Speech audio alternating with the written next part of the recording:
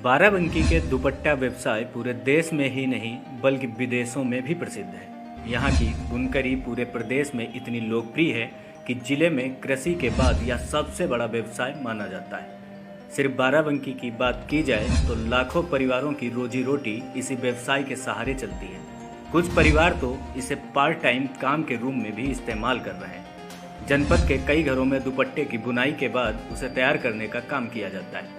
देश ही नहीं विदेशों में भी सिर पर बांधा जाने वाला डिजाइनर रूमाल, पटका, लुंगी, बेडशीट, कुशन कवर जैसे हाथ से बने उत्पाद किसी का भी ध्यान अपनी तरफ खींचने के लिए काफ़ी है। अपनी कसीदाकारी के जरिए नायाब उत्पाद बनाने के लिए बाराबंकी के बुनकर दुनिया भर की बाजारों में प्रसिद्ध है। आज़ादी से पहले यहाँ अंगोछा, लुंगी और अरबी रूमाल बनते थे, लेकिन जब इसकी मांग अंतर्राष्ट्रीय बाजार में धीरे धीरे घटने लगी तो बाराबंकी के बुनकरों ने खुद को फैशन के दौर में ढाल लिया।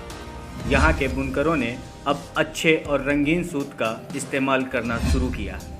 बुनकरों ने अंगोछे को स्टाइल का फैशनेबल रूप देकर मार्केट में दोबारा अपनी अलग पहचान बनाई और देश दुनिया में छा गए। अब आलम यह है कि बाराबंकी में बनने वाले नायाब बुनकर उत्पाद देश और विदेश की बाजार में छाए हुए हैं। खासियत इस धागे की ये है कि ये विस्कोप धागा है।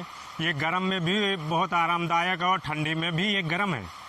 और इसकी खासियत ये है कि कई क्वालिटी का ये बनता है, कई डिज़ाइनें बनती हैं, कई मार्केट है इसकी आगे आगे जाता है, दूसरे देशों में इसलिए जाता है क्योंकि इसकी खासियत है कि ये गर्म में बहुत आरामदायक और ठंडक में बहुत गर्म है।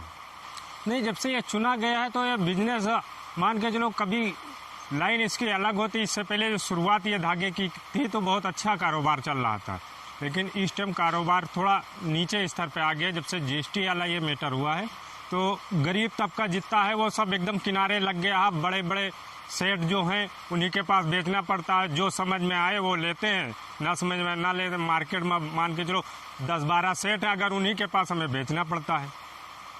जो बोलते हैं, जो रेट लगाते हैं, बम मजदूरी हिसाब से निकाल के वे हमें देते हैं। जिले में 1 लाख से ज़्यादा परिवार बुनकरी का काम करते हैं। यहाँ के प्रोडक्ट अपनी क्वालिटी और अलग डिजाइन होने के नाते सबसे ज़्यादा लोकप्रिय है।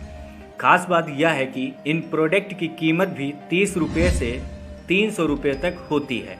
यही वजह है कि जिले से बुनकर उत्पाद का सालाना टर्नओवर भी करीब 2000 करोड़ से ऊपर का है। इस मामले में जब हमने उपायुक्त कंचन सुबोध से बात की तो उन्होंने बताया कि उत्तर प्रदेश सरकार ने एक जिला एक उत्पाद योजना के तहत जनपद के हथकरघा उद्योग का चयन किया है, जिसमें सबसे ज़्यादा यहाँ स्टॉल का निर्माण हो रहा है। सरकार ने इनके लिए 2 योजनाओं को धरातल पर उतार दिया है, जिसके लिए इनके कारीगरों के वित्त पोषण का महत्व दिया जा रहा है। इसके लिए उन्होंने साक्षात्कार करके इस उद्योग से जुड़े कई लोगों का चयन कर लिया है और आगे कुछ दिनों में ही फिर से नए लाभार्थियों का चयन के साक्षात्कार की योजना है। सरकार भी इस उद्योग से जुड़े लोगों को स्वावलंबी बनाने के लिए उसके वित्त पोषण की तरफ ध्यान दे रही है और हम भी सरकार की इस योजना को लोगों तक पहुंचाने में मदद कर रहे हैं। बाराबंकी से ब्रेकिंग टुडे के लिए फकरे आलम की रिपोर्ट। 100 पीस बनाते हैं 2 दिन में, 38 रुपये मिलते हैं। कहते हैं तो नहीं बढ़ते हैं पैसे, कहते हैं इतने रहेंगे। बनाओ चाहे काम करो चाहे ना करो काम। मेहनत बहुत करत हन, बीमारी आया थे करते करते वो बोले मजबूरी है तो कर रही है। चाहे बीमार पड़ जान तब वो करना पड़त है, पेट चलाना पड़त है सबका। बुनकरी का काम कर रहे हैं, ये जबरदस्ती भैया कर रहे हैं, इसमें कुछ नहीं है। किसी तरीके से पेट चलता है बस। कितने दिन से कर रहे हैं? ये कर रहे हैं लगभग 60 साल से। अब ये नहीं जाती है, आयात निर्यात नहीं है बाबूजी।